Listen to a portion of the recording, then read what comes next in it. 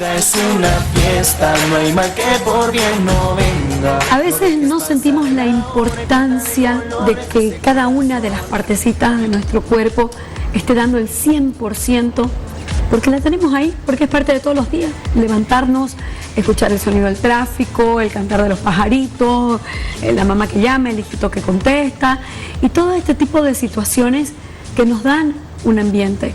Los sonidos que incluso nos pueden trasladar a un determinado lugar, cerrar los ojos y escuchar el viento, las olas del mar, nos llevan a la playa, por así decirlo. ¿Qué pasa cuando nos falta este sentido, el sentido del oído tan fundamental en el proceso de sociabilización de las personas? Quisimos ir a las calles y hacer un sondeo. ¿Qué pasa cuando nos falta el sentido del oído? Palabra de mujer.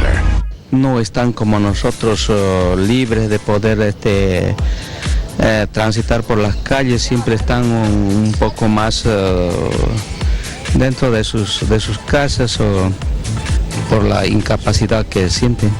Porque tal vez la gente no los entiende muy bien. Ellos no pueden hablar con la gente, digamos, normal, digamos, que habla todo. Por eso yo creo que ellos se aíslan, digamos, ¿no? Entre las personas que hablan, que son también sordomudos, todo.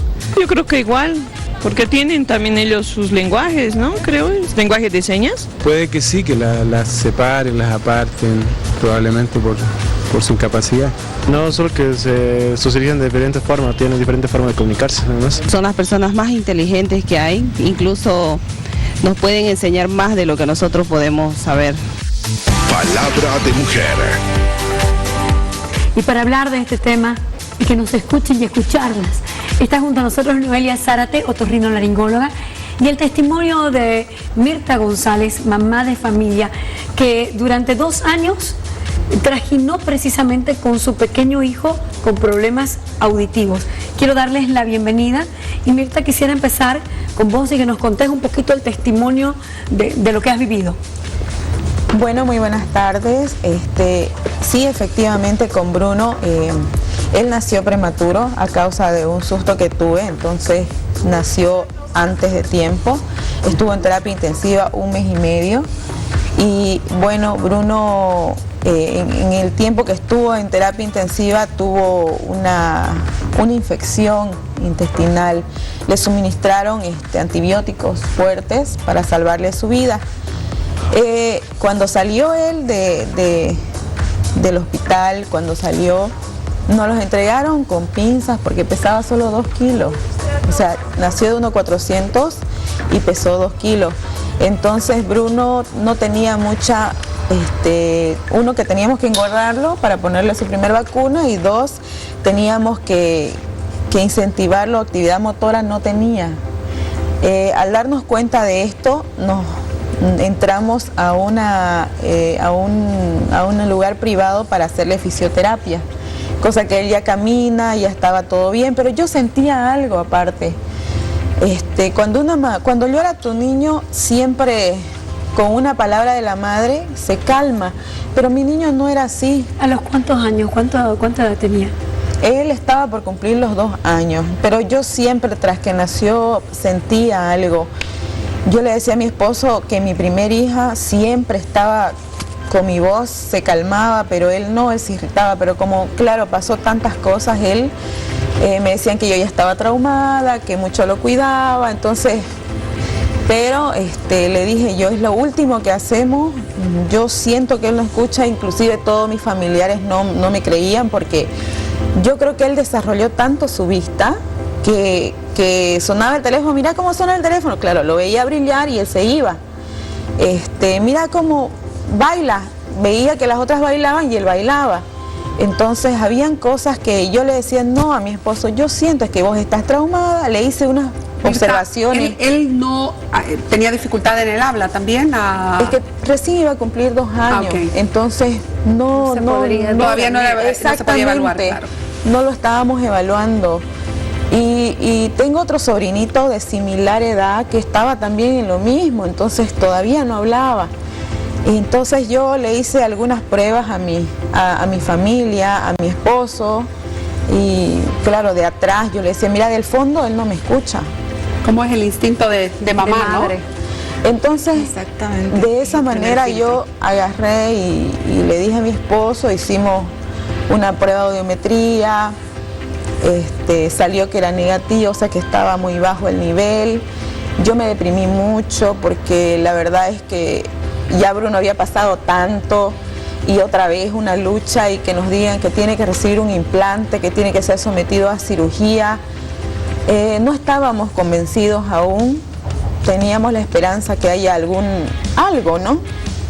Entonces, de manera que casualidades de la vida, una señora me contactó porque que una tía era su amiga y ella me dice, mira, yo tenía el mismo problema con mi niño, pero no era candidato a implante. Me dijeron que era candidato a implante, pero yo lo llevé afuera, lo hice ver otra vez de La voy a nuevo. interrumpir un poquito para que la doctora nos ilustre un poco y la gente pueda seguirnos antes de llegar incluso al tema del implante y la evaluación. Usted nos decía, la mamá es el primer filtro. Exactamente. ¿Qué pasa? ¿Cómo me doy cuenta yo que efectivamente mi bebé Hay un escucha? problema, ¿no? Claro, como le decía, la mamá es el primer filtro. Hay ciertos signos, como decía la señora, que una mamá puede empezar a darse cuenta que el bebé no escucha o no.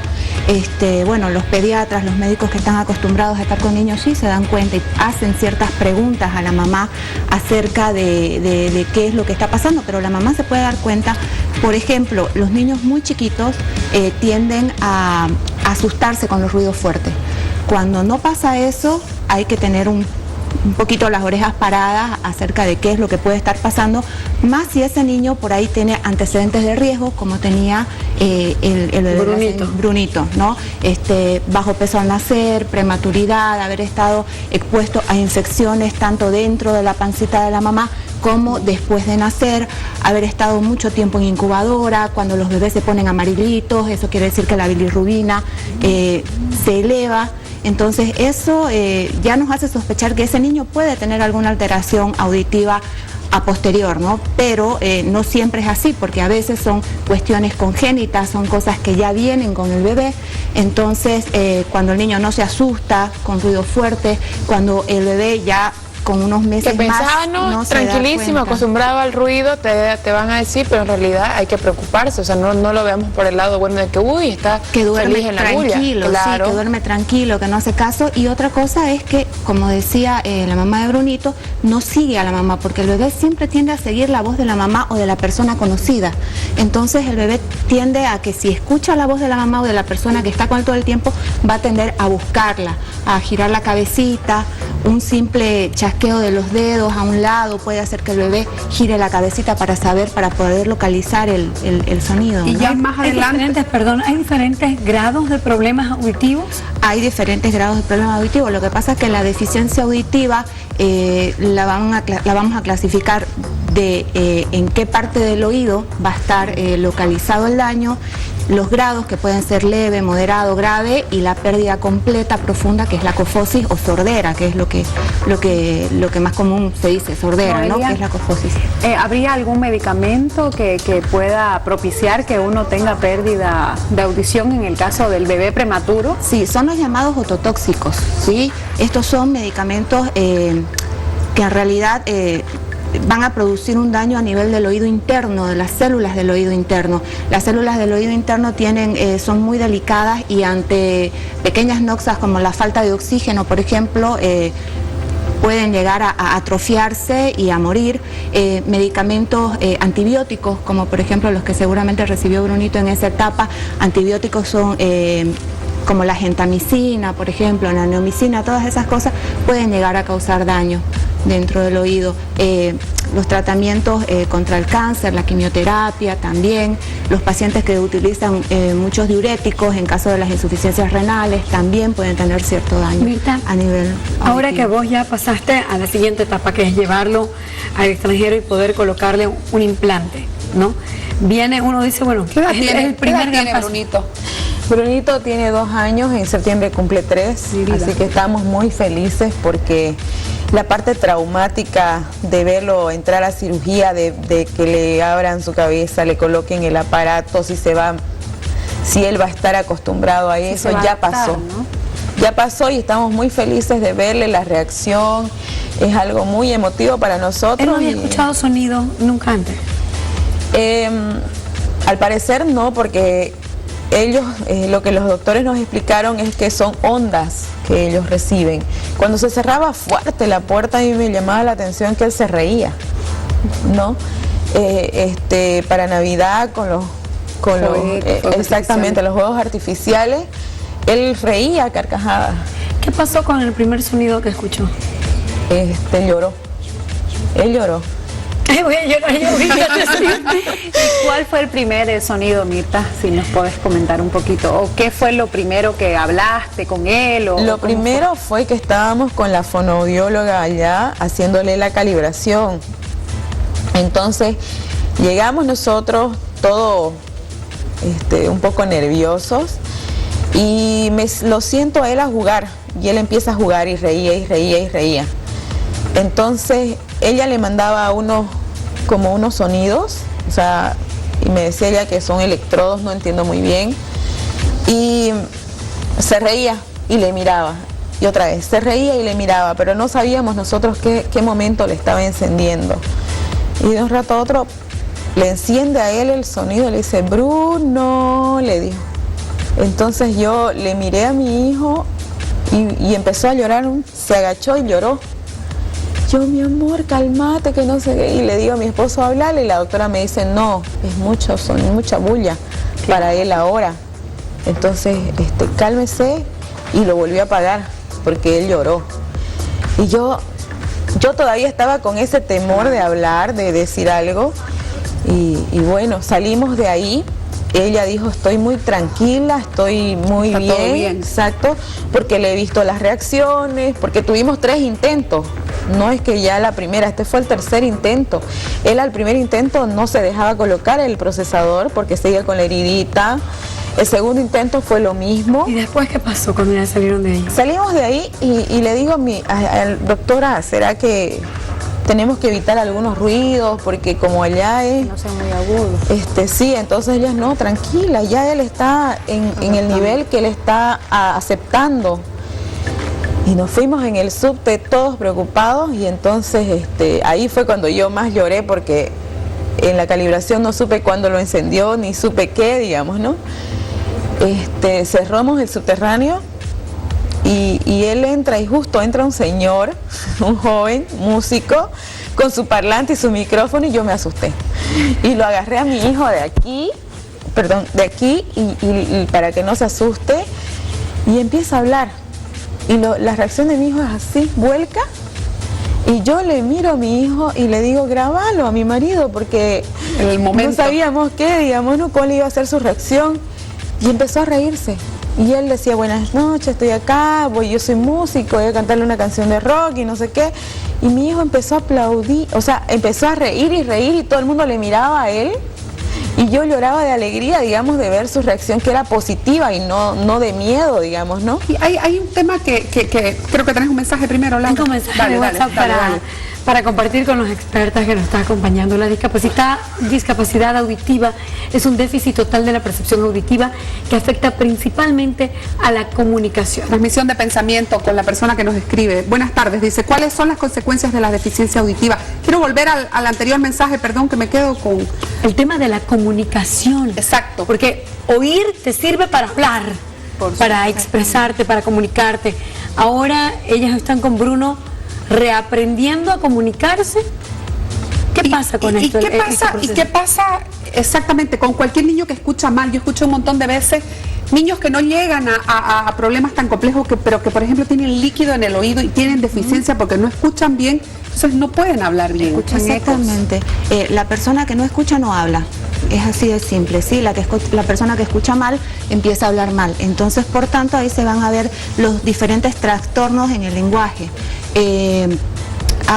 Cuando un niño por ahí tiene uno de los problemas más frecuentes es justamente el líquido que se puede llegar a juntar dentro del oído. Cuando eso se da de forma crónica y uno no se da cuenta de que ese niño está escuchando mal, esas pequeñas pérdidas auditivas hacen de que el niño no escuche ciertas letras, ciertas palabras, la S, la T, la K, ¿sí? Entonces, si el niño no escucha esa palabra, no la pronuncia y empiezan a haber alteraciones en el lenguaje que uno las puede pasar porque, ay, es el niño que ¡qué bonito mimado, que habla! Sí, es mimado, que no sé qué, pero no, en realidad puede está pasar hablando mal. en niños y en adultos, porque sabe, o sea, desde mi experiencia algo muy curioso fue con la vista, ¿no? No es el mismo, pero te doy el ejemplo porque así pasó. Yo nunca supe que yo tenía algún problema de vista hasta que casualmente, porque ni siquiera es que fui al médico, trabajé para una tienda de lentes de sol y me dice, le vamos a regalar un chequeo para ver cómo está su vista, y yo necesitaba lentes.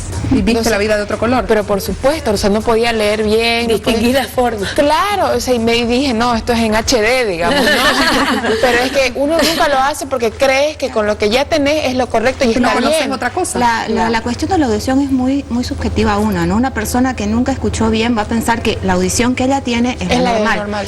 Una persona que escuchó siempre bien y de pronto se le tapó el oído porque se resfrió y se le llenó de moco, o porque tiene un tapón de cera, o porque algo pasó dentro del oído interno, porque pueden haber trastornos vasculares dentro del oído interno que hacen que se pierda la audición por completo de uno o de dos oídos, hace que la persona en ese momento se dé cuenta de que no está escuchando bien y se preocupe, ¿no? La persona que no escucha bien en el adulto y que empieza a tener pérdidas auditivas en el adulto, lo primero es que no se puede escuchar a sí mismo, entonces tiende o a hablar muy fuerte o a hablar bajito. Y empieza a aislarse. Porque... No es que esté gritando, es que no se escucha. Exactamente. Si me permite, vamos a ir a un mensaje, por favor. ¿Cómo evitar la deficiencia auditiva? Saludos, dicen. Bueno, vamos a hablar primero de la deficiencia auditiva en los pacientes pediátricos, en los chiquitos. Lo primero que se debe saber es que, bueno, hay que, como en cualquier tipo de embarazo, tratar de evitar infecciones dentro de la pancita de la mamá, ¿no? Cuidarse, las vacunaciones, tratar de tener un parto lo más normal posible. Las infecciones después de haber nacido el niño, por eso las vacunaciones son muy importantes, porque el sarampión, la parotiditis, son enfermedades que llevan un riesgo de perder el oído en esos niños. Y después, bueno, en el adulto, lo ideal es cuidar la salud. Todo lo que es presión, diabetes va a afectar al oído, ¿sí? Y el traumatismo acústico, los daños acústicos. Ahora estamos viviendo en un medio donde hay una contaminación auditiva muy importante, por tanto el índice de personas que están quedando con pérdidas auditivas o deficiencias auditivas cada vez es en personas más jóvenes. Antes se veía mucho más en adultos, ahora es como que este envejecimiento está recorriendo en el tiempo. Cada vez hay más adolescentes que tienen algún daño en el oído interno. ¿Sociabilizamos menos cuando tenemos un problema auditivo? O es que, perdón, quisiera aumentar a lo que dice Laura, o es que uno llega a desarrollar otro sentido más, ¿no? En el Quiero caso de invitarlas a ver, antes de que nos den respuesta acá, precisamente a ver una nota que tenemos con la licenciada Yalila Casanova. Ella es socióloga y nos habla precisamente de este proceso de sociabilización. Palabra de mujer.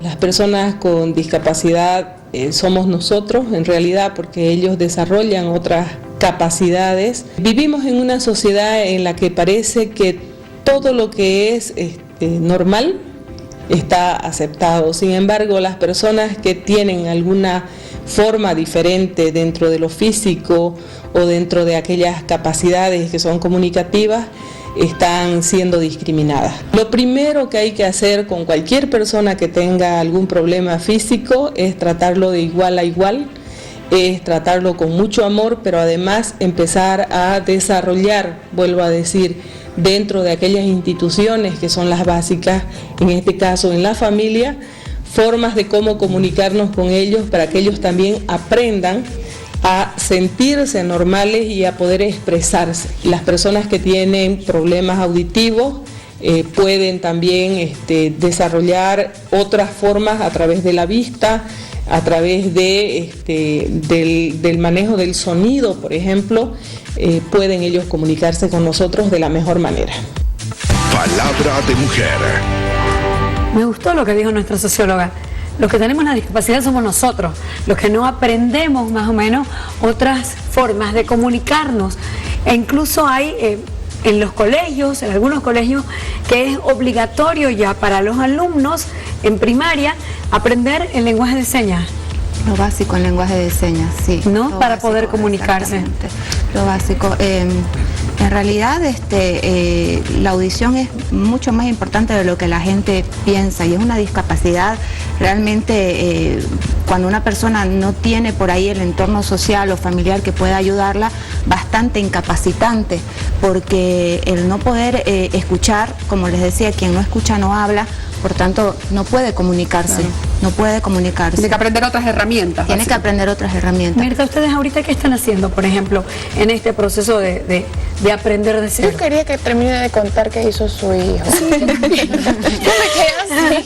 No, bueno, terminando lo que pasó, yo me sentí muy contenta porque su reacción fue de levantarse a donde estaba más cerca del músico, y él se vino y le tocó la guitarra ahí a él y le dice, no te puedo dar la guitarra, pero te doy una pandereta. Le dio la pandereta y él empezó a tocarla la pandereta.